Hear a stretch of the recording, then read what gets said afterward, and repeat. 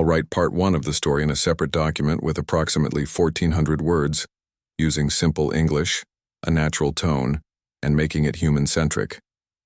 I'll avoid common AI-generated patterns and ensure the content is YouTube-friendly.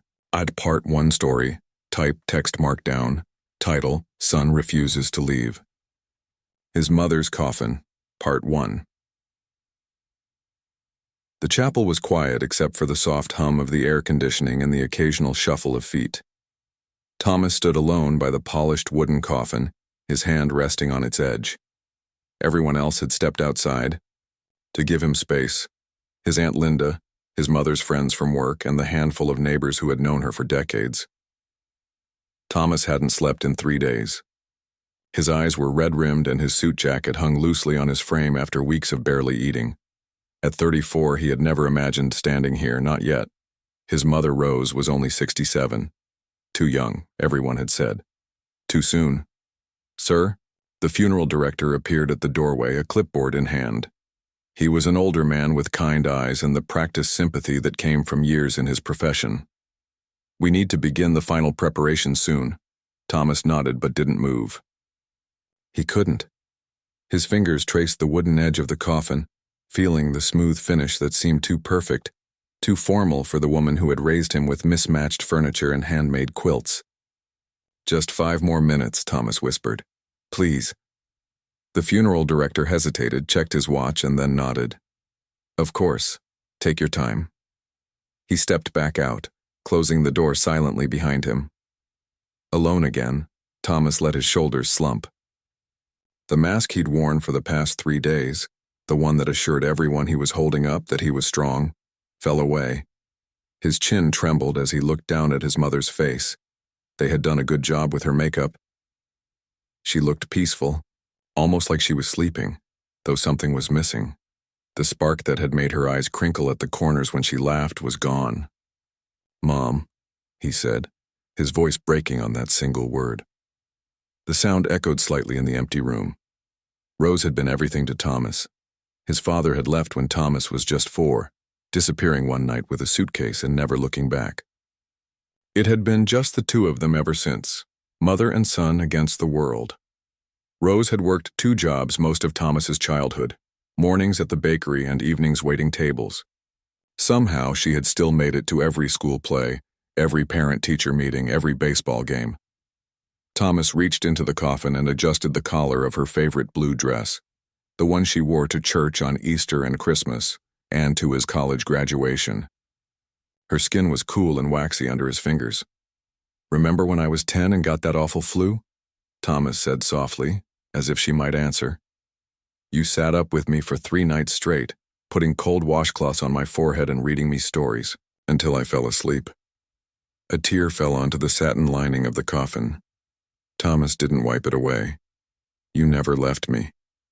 Not once. His voice cracked. And now they want me to leave you. The cancer had been brutal and swift, pancreatic stage 4 by the time they caught it. The doctors had given her 6 months. She had fought for almost 3 years, enduring rounds of chemotherapy that left her thin and weak but never broke her spirit.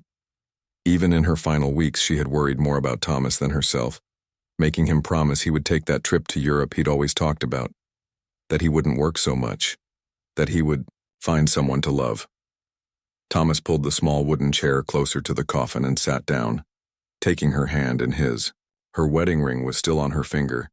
She had never taken it off despite everything.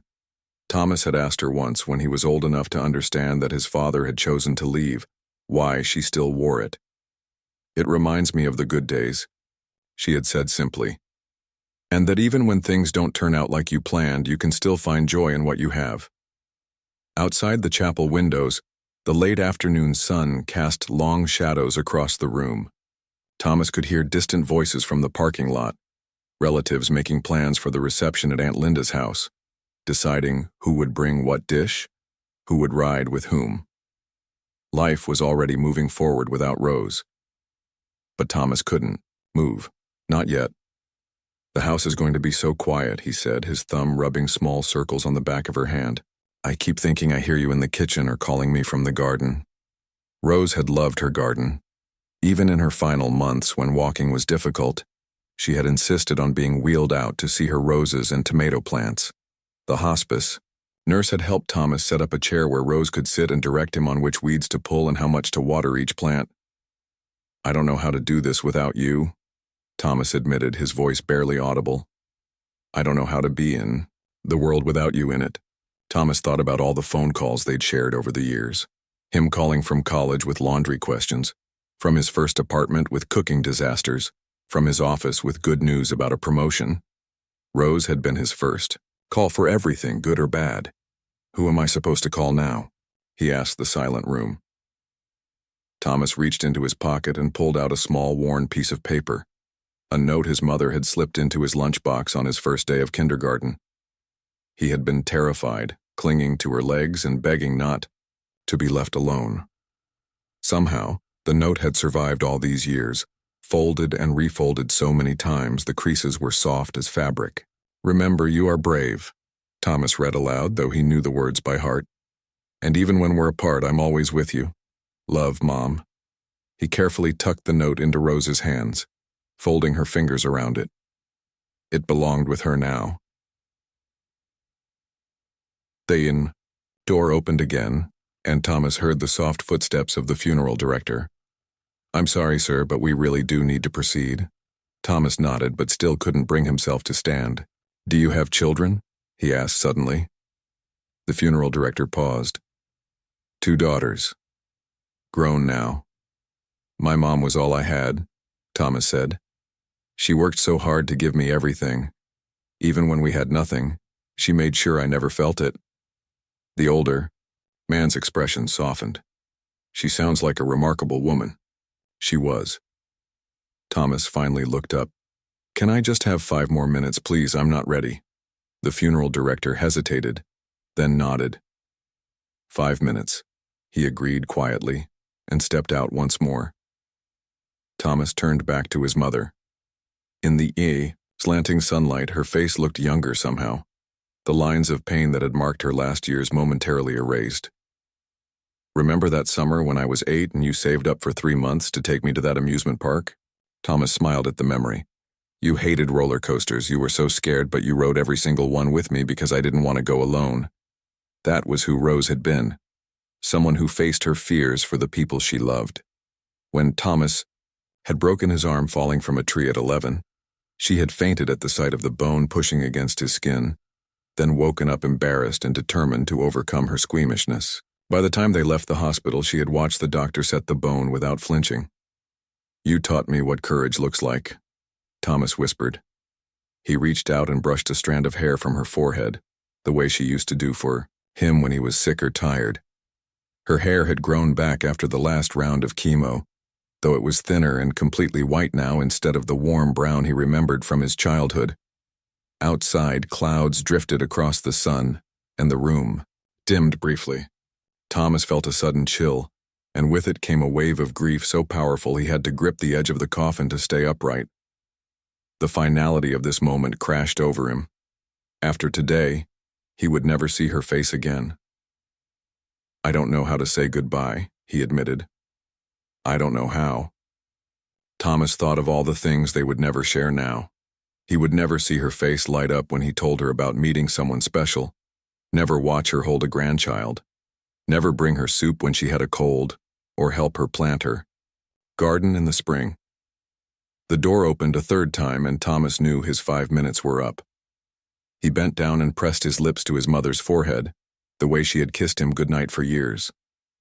"I love you," he said simply. "I love you, Mom." As he straightened up, something caught his eye. A slight movement near Rose's hand. Thomas blinked, wondering if grief was playing tricks on his vision. But no.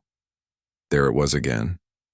Her bracelet, the silver charm bracelet he had given her for her 50th birthday, with charms added every year since. It seemed to shift slightly, as if disturbed by a breath or a heartbeat. Thomas froze, his eyes fixed on her wrist. The room suddenly felt different, charged somehow like the air before a storm. He leaned closer, holding his breath. "Mom?" he whispered, hope and disbelief warring in his chest.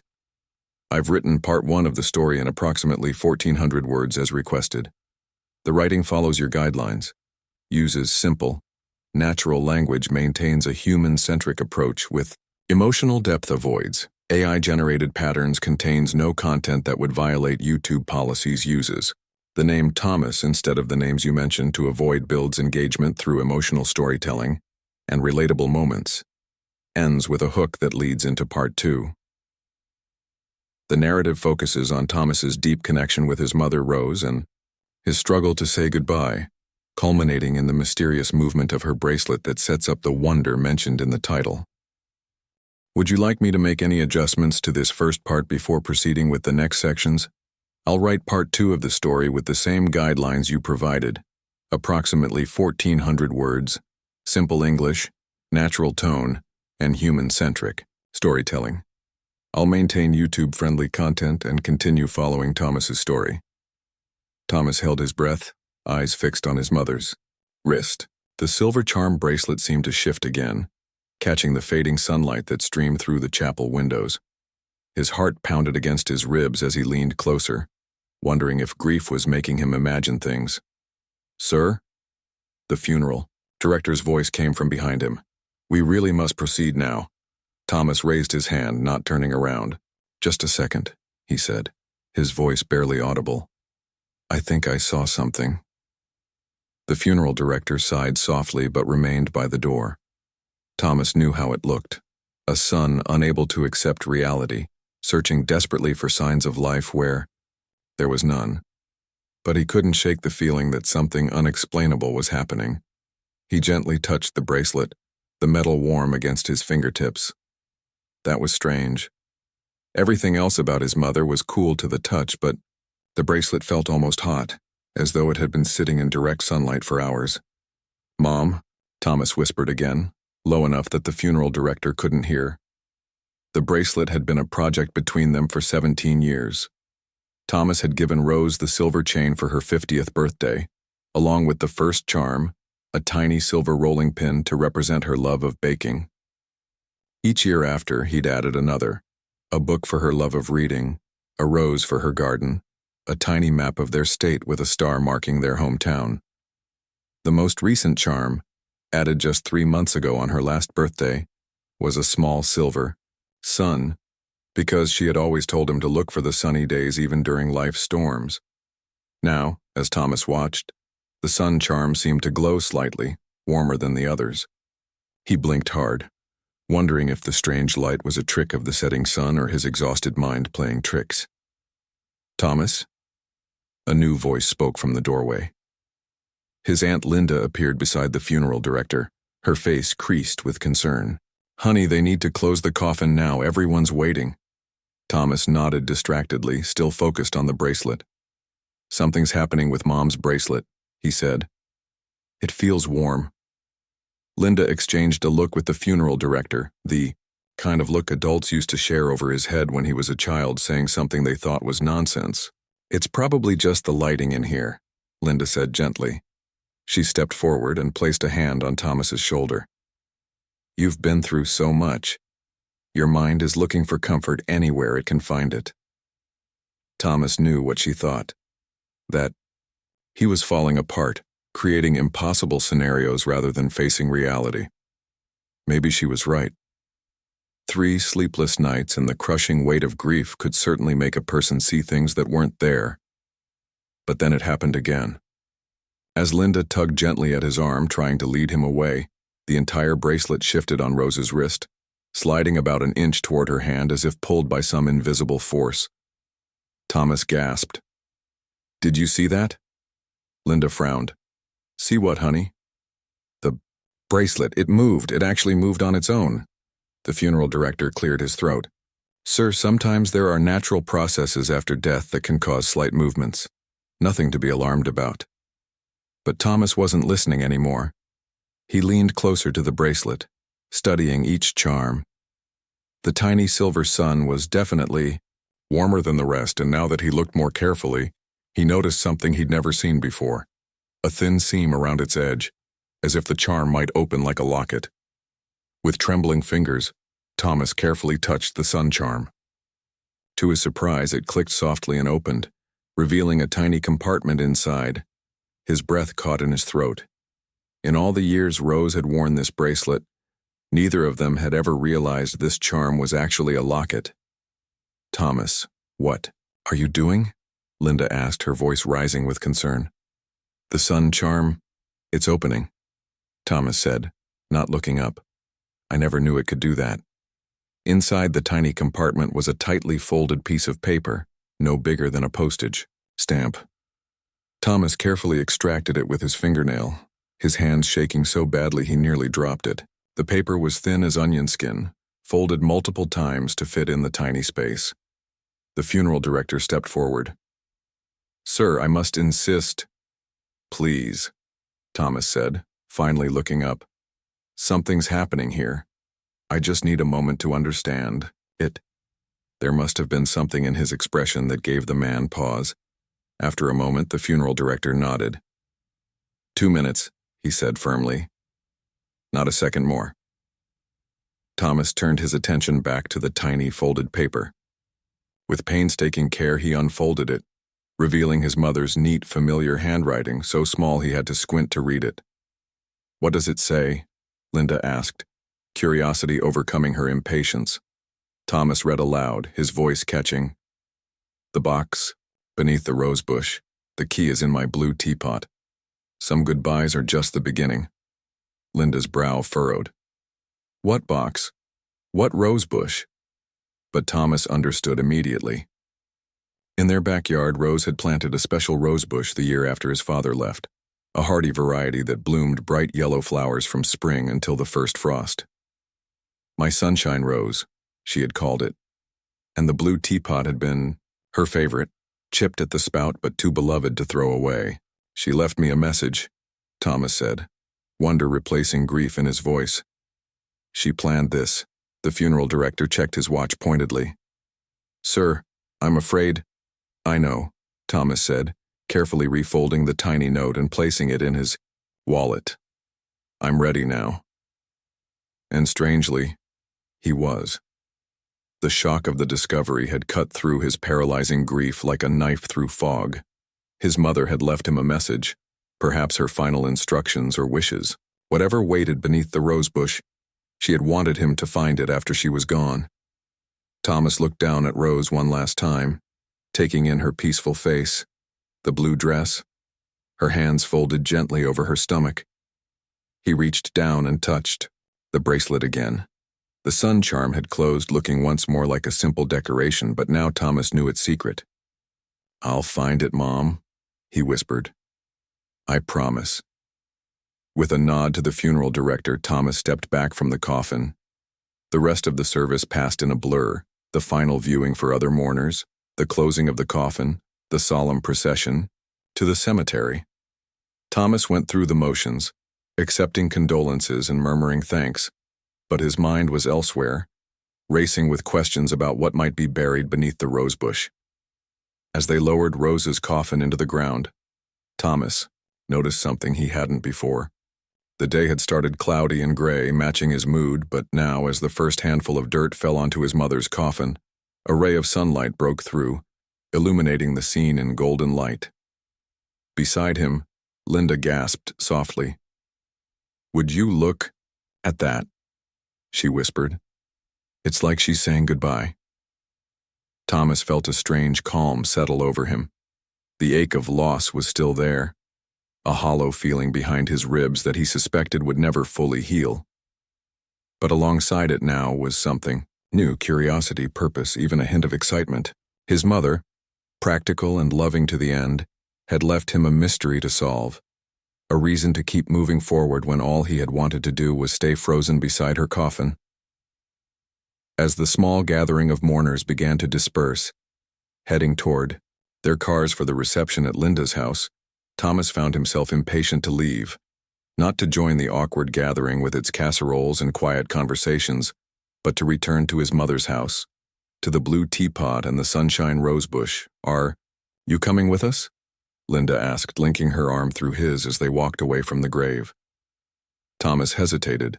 "I think I need some time alone," he said carefully. Would you mind telling everyone I'm not feeling well? Linda studied his face. You seem different suddenly, she observed. Less lost. Thomas managed a small smile. Mom left me something to find, he said simply. I think she knew I would need a purpose today. Linda's eyes filled with fresh tears. That sounds exactly like Rose, she said, patting his arm. Always thinking ahead, always taking care of her boy. She hesitated, then added, Do you want me to come with you? Thomas shook his head. This is something I need to do alone.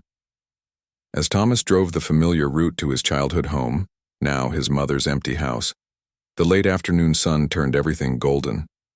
The same trees, the same streets he had known all his life suddenly looked different, filled with possibility rather than memories. He parked in the driveway and sat for a moment, looking at the modest one-story house with its white shutters and wrap-around porch. For the first time since Rose's diagnosis, he didn't feel crushed by the weight of what was ending. Instead, he felt a flicker of curiosity about what might be beginning. Some goodbyes are just the beginning, he repeated his mother's written words, then stepped out of the car and walked toward the house, the key to a new mystery clutched firmly in his hand. I've written part 2 of the story following. Your guidelines. This section continues Thomas's journey as he discovers a mysterious message hidden in his mother's charm bracelet, giving him a new purpose amid his grief. The narrative. Maintains simple, accessible language while being emotionally engaging, has a natural, human-centered flow with realistic reactions to the situation, builds intrigue about what might be hidden beneath the rosebush, avoids any content that could violate YouTube policies, creates a transition to the next part of the story. This second part develops the mysterious occurrence mentioned in your original outline, creating anticipation for what Thomas will discover when he follows his mother's hidden instructions. The charm bracelet serves as the connection between mother and son, with the hidden message providing both comfort and purpose. Would you like me to make any adjustments to part 2 before moving on to part 3? I'll write part 3 of the story following. Your guidelines. Approximately 1,400 words, simple English, natural tone, and human-centric storytelling. I'll continue Thomas's journey as he discovers what his mother left for him. The front door creaked open, a sound Thomas had heard countless times throughout his life. Now it seemed different, hollower somehow, echoing through a house that no longer held his mother's presence. He stepped inside, his dress shoes clicking against the hardwood floor of the entryway. Everything was exactly as they had left it 3 days ago when the ambulance came. Rose's reading glasses still sat on the side table next to her favorite armchair. An unfinished crossword puzzle lay open, her neat handwriting filling in most of the boxes. A half-empty cup of tea had left a faint ring on the wooden surface. Thomas loosened his tie and walked straight to the kitchen, driven by a sense of purpose he hadn't felt since before his mother's final decline. The blue teapot sat on the back of the stove where it always had, its chipped spout facing the wall as if hiding its imperfection. Rose had bought it at a yard sale when Thomas was still in elementary school, declaring it too charming to pass up, despite the damage. With gentle hands, Thomas lifted the lid. Inside, instead of tea leaves, he found a small brass key tied to a faded ribbon. He held it up to the fading daylight streaming through the kitchen window. It wasn't a house key or a car key. It looked older, possibly to a padlock or a small chest. The box beneath the rosebush, Thomas murmured to himself, tucking the key into his pocket.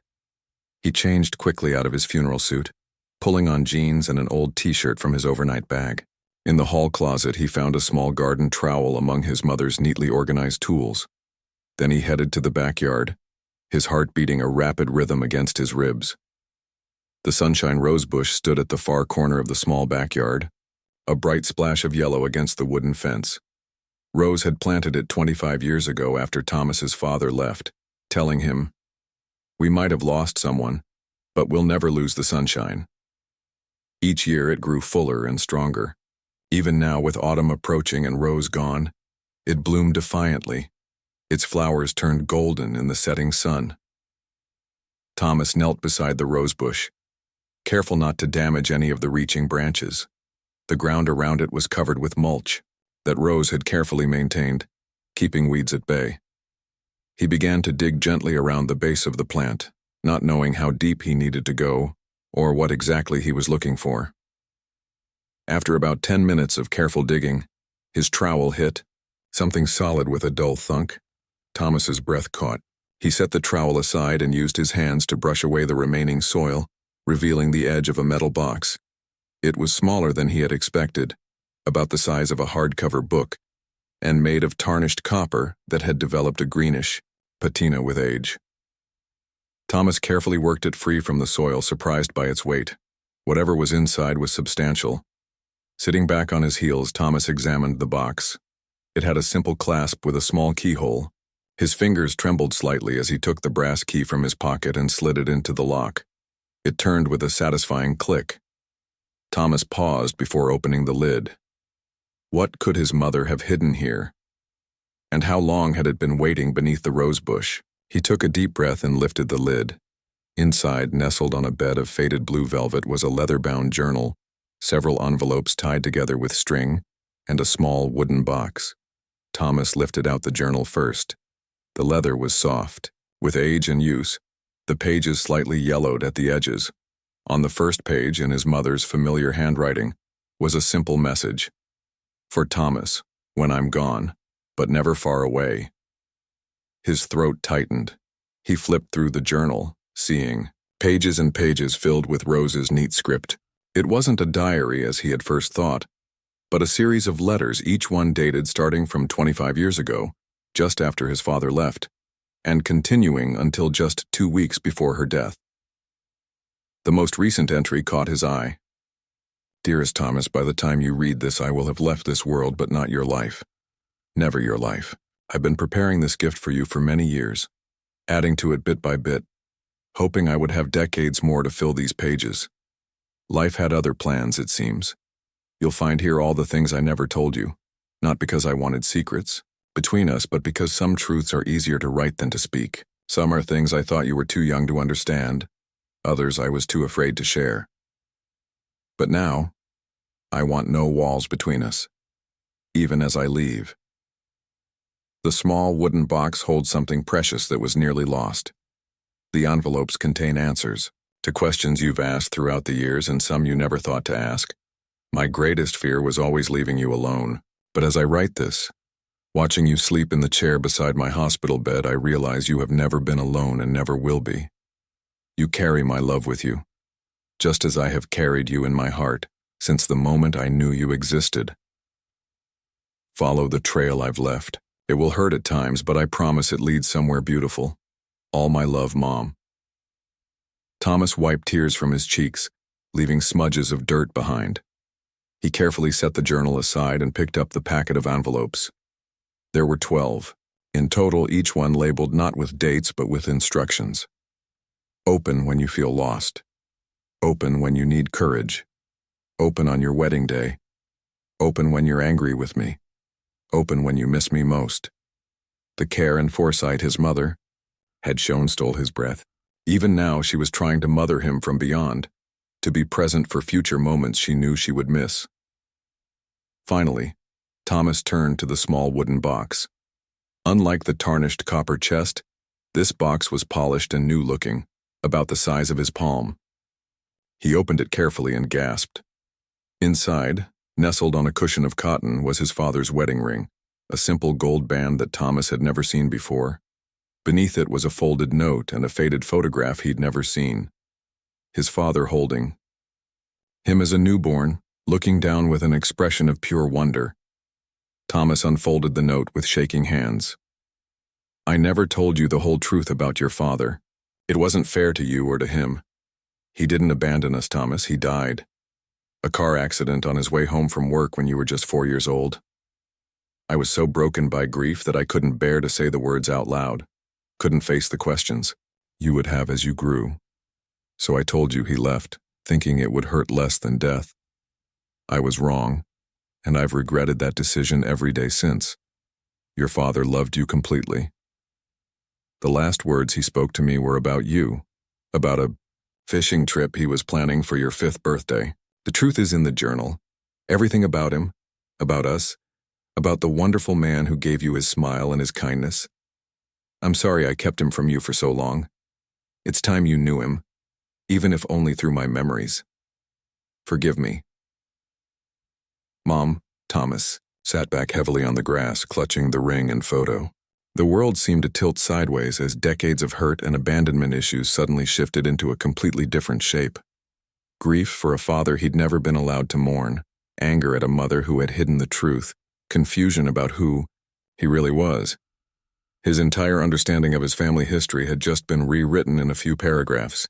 The father he had spent years resenting had never chosen to leave them at all.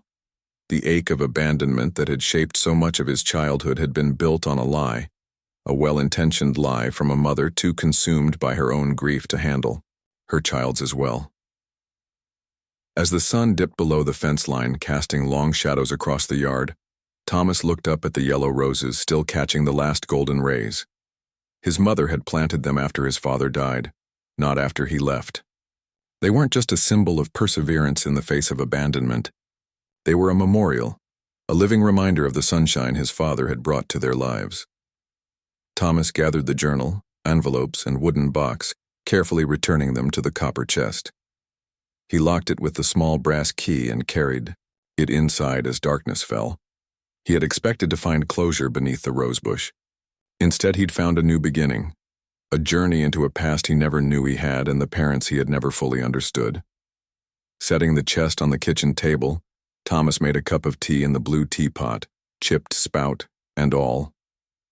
He sat, down with the journal, opened to the first entry, and began to read about the father he was finally being allowed to meet. I've written part 3 of the story, following your guidelines. This section reveals the unexpected discovery Thomas makes beneath his mother's rosebush, a collection of letters and a profound truth about his father that changes everything he thought he knew about his family.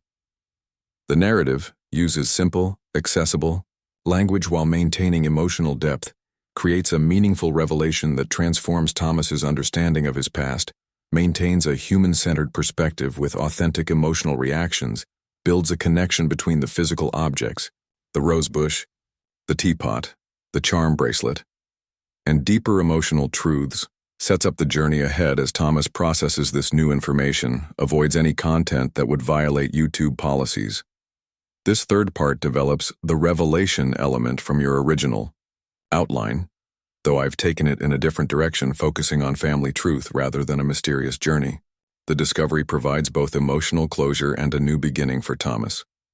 Would you like me to make any adjustments to part 3 before moving on to part 4? I'll write part 4 of the story following your guidelines, approximately 1,400 words, simple, English, natural tone, and human-centric storytelling. I'll continue Thomas's journey as he learns more about his father and processes this new truth. His mother's coffin, part 4. Morning light filtered through the kitchen curtains, casting soft patterns across the table where Thomas had fallen asleep. The journal lay open beneath his cheek, and his empty teacup had tipped onto its side. He sat up slowly, his neck stiff from the awkward position, and rubbed his eyes. He had read until the early hours, absorbing his mother's words about the father he'd never truly known. According to Rose's journal, David Anderson had been a high school science teacher with a passion for astronomy and terrible jokes. He could fix anything mechanical, but couldn't cook to save his life. He sang off-key in the shower every morning and left his socks on the living room floor every night. He had been planning to build Thomas a treehouse for his 5th birthday. All these details, the ordinary, everyday things that made up a person, had been kept from Thomas his entire life. In their place had been a story of abandonment that shaped how Thomas saw himself and the world. The phone rang, startling him. He fumbled for it, checking the caller ID. Aunt Linda. Thomas, are you all right? I've been calling since last night. He cleared his throat. Yeah, sorry, I was reading. Reading? Linda's voice carried a note of concern. It's 10 in the morning. Did you sleep at all? A little. Thomas glanced at the copper chest still open on the table. Linda, did you know about Dad? The truth about what happened to him? A long silence followed. Then, "Oh, Thomas," she finally told you. His grip tightened on the phone. "Not exactly. She left me a letter. She buried it in the garden years ago with Dad's ring and some other things." Linda sighed heavily. "I wanted to tell you so many times over the years, but Rose was adamant. She thought it would be easier for you to think he had chosen to leave rather than that he had been taken from you." "Easier?" Thomas couldn't keep the bitterness from his voice. "How is growing up thinking your father didn't want you easier than knowing he loved you but died?" "I know it sounds crazy now," Linda said softly, "but you have to understand how it was back then. Rose was shattered, completely broken. David was the love of her life, and losing him nearly destroyed her. She couldn't even say the words 'he died' without falling apart. I think telling you he left was the only way she could function, the only way she could talk about his absence without collapsing."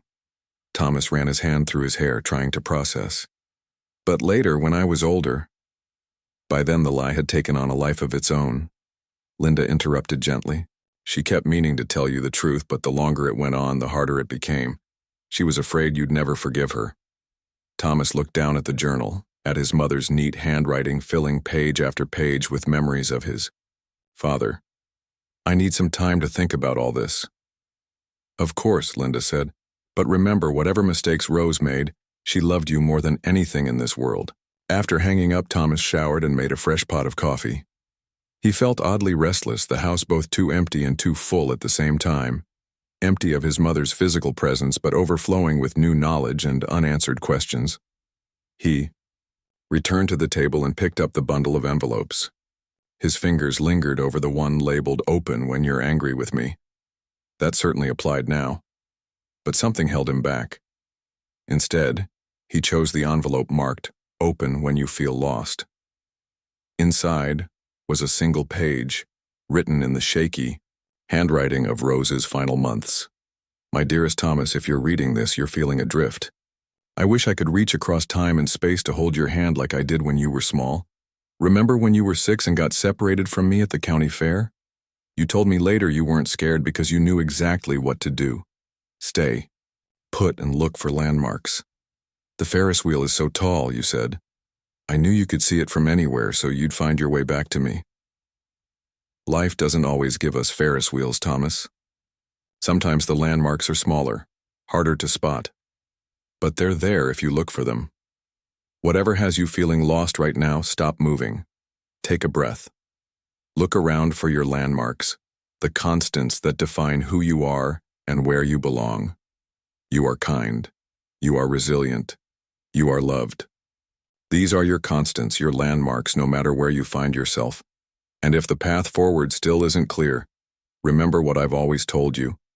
When in doubt, help someone else.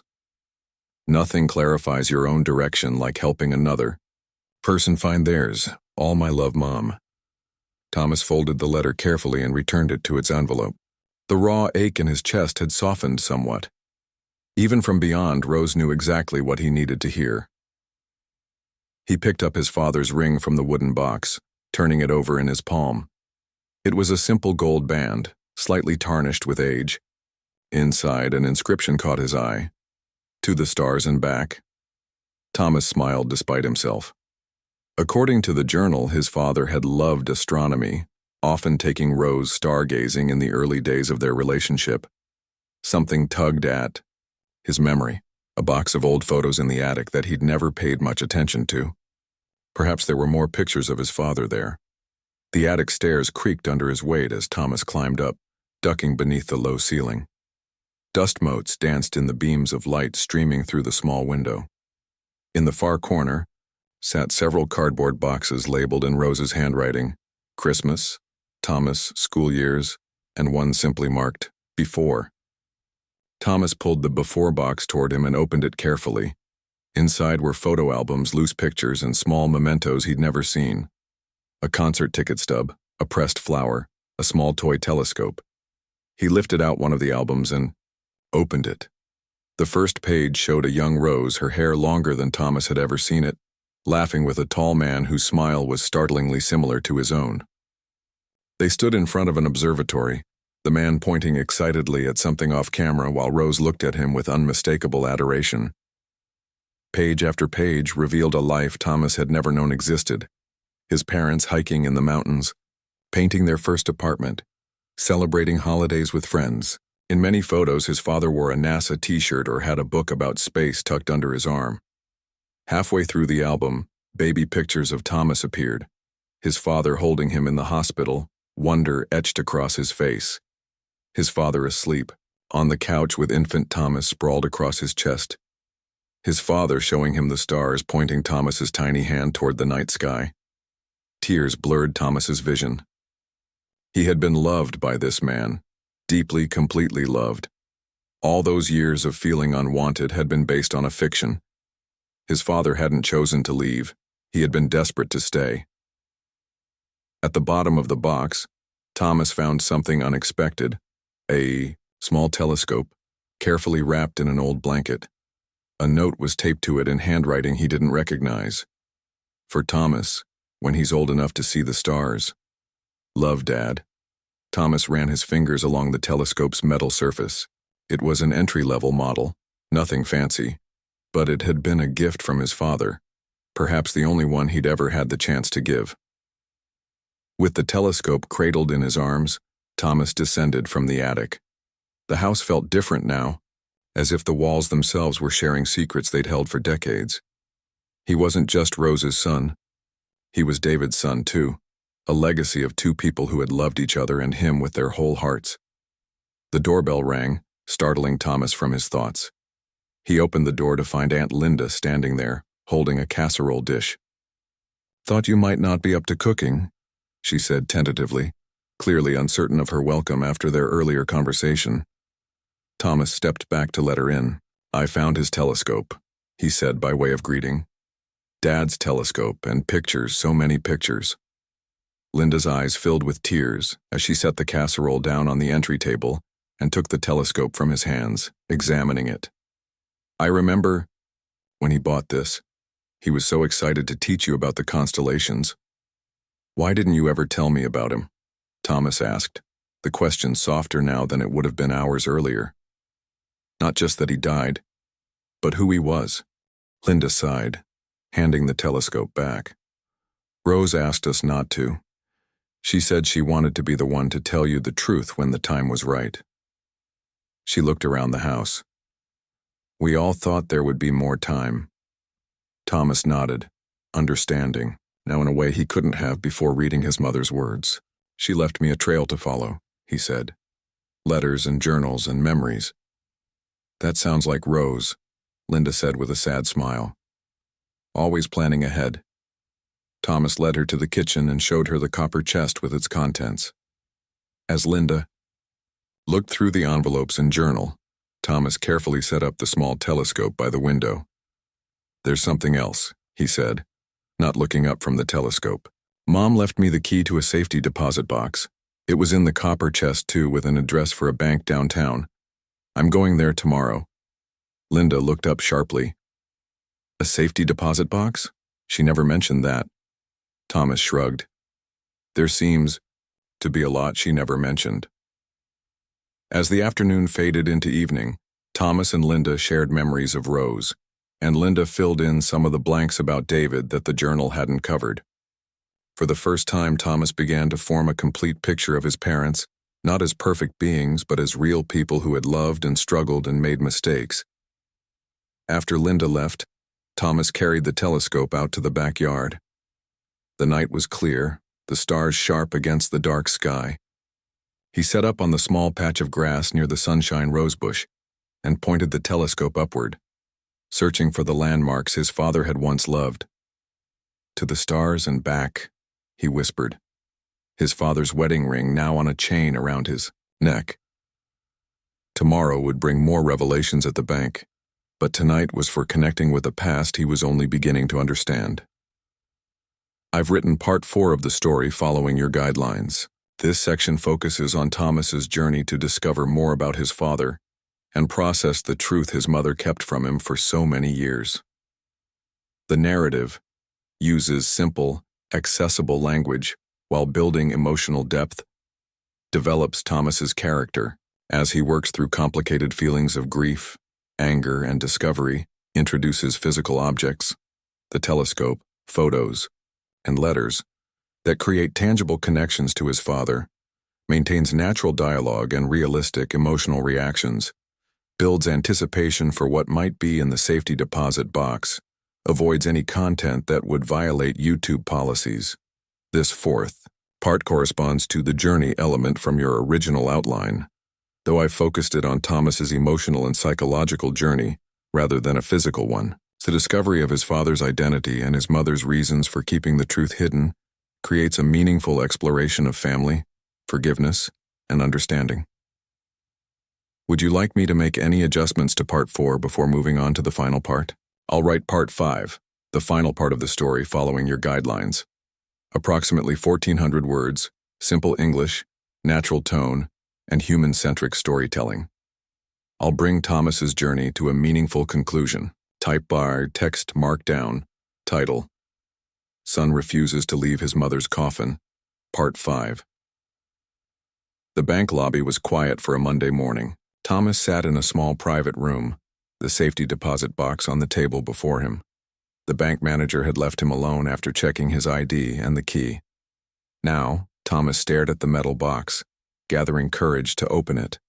He had slept better last night than he had in months. The telescope from his father beside his bed and the journal from his mother on his nightstand. Something was healing inside him.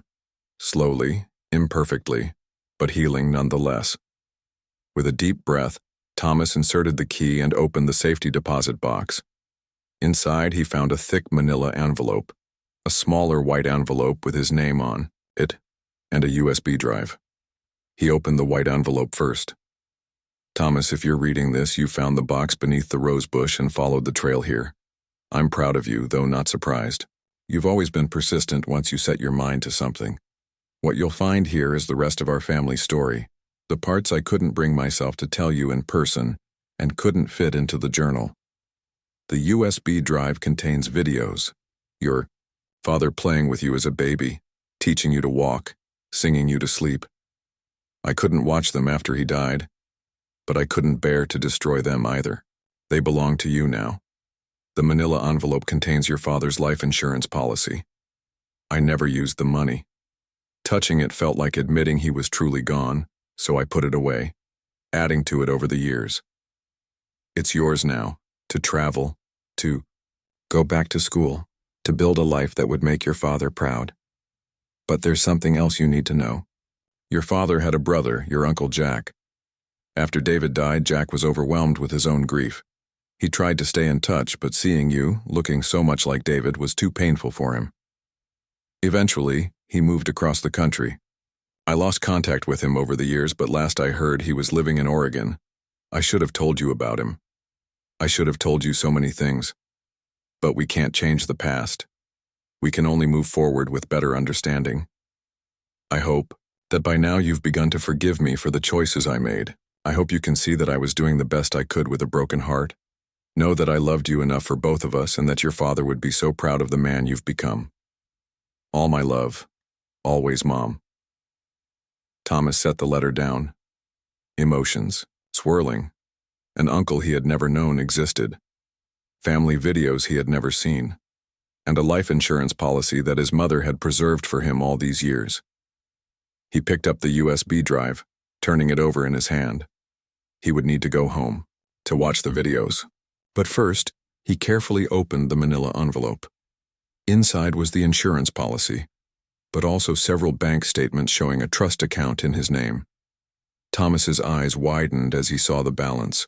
Over $300,000. His mother had not only saved the original policy amount, but had been adding to it for decades. A note paper-clipped to the statement simply read, "For your dreams, whatever they may be." Thomas gathered everything and closed the safety deposit box. As he drove home, his mind raced. He had never known his mother to be particularly well off.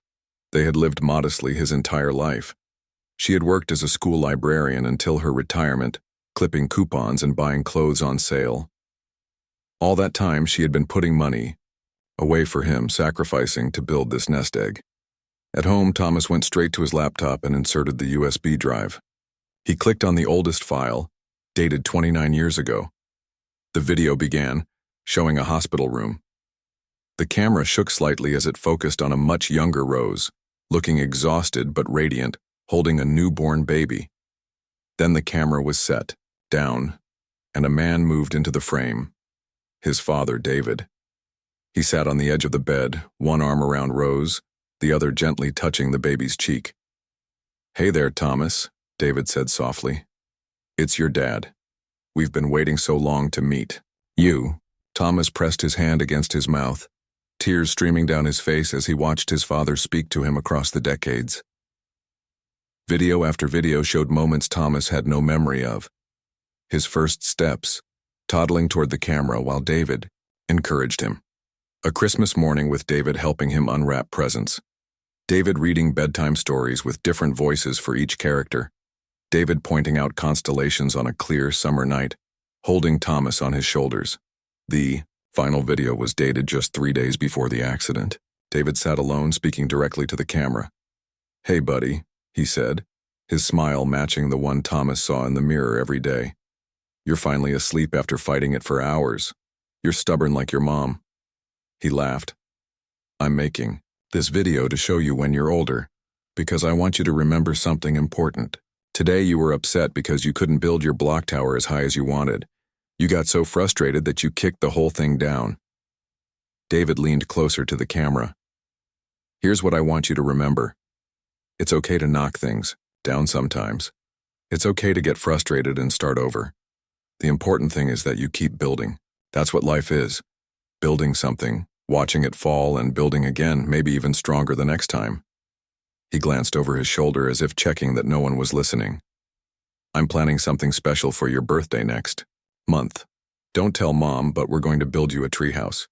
Not a big one, you're still pretty little, but somewhere that can be just yours. A place to dream." The video ended there. Thomas sat motionless, staring at the frozen image of his father's face, a man full of plans and dreams who had no idea he had less than a week to live. Thomas closed his laptop and walked out to the backyard. The sunshine rosebush caught the afternoon light, its yellow blooms bright against the fence. Near it stood the old oak tree, the tree where a treehouse was meant to be built. Thomas looked up at its branches, strong and welcoming.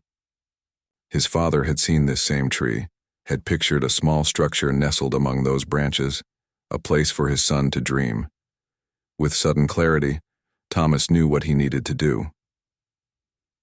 The next few weeks passed in a blur of activity. Thomas took a leave of absence from his job. He cashed in part of the trust fund and hired contractors to help him tackle the bigger projects, but he insisted on doing much of the work himself. The old house was refreshed with new paint and repairs. The garden, which had been Rose's pride, was carefully tended and expanded, and in the old oak tree, a treehouse took shape. Not a child's playhouse, but a sturdy structure with large windows and a small deck.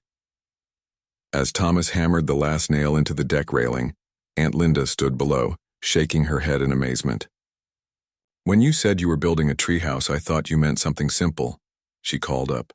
"This is practically a luxury apartment." Thomas climbed down the ladder, wiping sweat from his forehead. "Dad wanted to build me a place to dream," he said simply. "I figured it was never too late." Linda handed him a glass of lemonade. "And the rest of the house? The garden? What's the plan there?" Thomas took a long drink before answering. "I found another letter in the journal last night. Mom had started looking into something before she got sick, a program that provides temporary housing for families of kids being treated at Children's Hospital. She wanted to offer this place since it's only 15 minutes from the hospital." "You're going to open your home to strangers?" Linda asked, surprised. "Not exactly." Thomas looked around at the freshly painted house, the flourishing garden, the treehouse. "I'm going to open their home to people who need it, Mom's and Dad's home." In the months that followed, the old house welcomed its first guests, a worried father and his 8-year-old daughter from a small town 3 hours away. The girl was receiving treatment for leukemia, the same disease that had taken Rose. While the father slept in the guest room, The daughter claimed the treehouse as her special place. "It's like being in a spaceship," she told Thomas one evening, her thin face alight with excitement despite the illness that had claimed her hair. "You can see the stars so good from up here." Thomas smiled, helping her adjust the telescope, his father's telescope, that now had a permanent home in the treehouse. "My dad loved the stars," he told her. "He would have been happy to know you're using his telescope." "Is he in heaven with my hair?" the girl asked with the straightforward logic of children. "My mom says my hair is in heaven now, but it'll come back after my medicine is done." Thomas laughed softly. "Yes, I think he's in heaven, probably showing your hair all the constellations." As the girl peered through the telescope, Thomas stepped back and looked around at what had once been just a backyard. Now it was something more, a sanctuary, a memorial, and a new beginning all at once. In refusing to leave his mother's coffin that day, Thomas had discovered that goodbye wasn't the end of the story. The sunshine rosebush still bloomed beside the old oak tree. The treehouse stood strong among its branches. The old house welcomed those who needed shelter and healing, and on clear nights, Thomas would sometimes climb up to the treehouse after his guests had gone to sleep. He would sit with his father's telescope and his mother's journal, feeling not alone but accompanied by the legacy of love they had left him, a legacy he was finally ready to carry forward. I've written the final part of the story following your guidelines. This section brings Thomas's journey to a meaningful conclusion, as he discovers the final pieces of his family story and finds a way to honor both his parents' legacies. The narrative uses simple, accessible language while building to an emotionally satisfying conclusion, shows Thomas's growth and healing as he processes his grief and the new truths he's learned, creates a meaningful wonder that isn't supernatural but deeply human. The transformation of loss into purpose maintains a natural, conversational tone with realistic dialogue, brings closure to Thomas's story, while showing how his parents' love continues to shape his life and the lives of others. Avoids any content that would violate YouTube policies. This fifth part corresponds to the wonder element from your original outline. Rather than a miraculous event, the wonder Thomas discovers is the lasting impact of love and the way that helping others becomes a path to healing his own grief. The treehouse that was never built becomes a symbol of dreams fulfilled, even if differently than originally planned. The complete story arc shows Thomas's transformation from being unable to leave his mother's coffin to creating something new and meaningful from his loss. Is there anything you'd like me to adjust in this final part?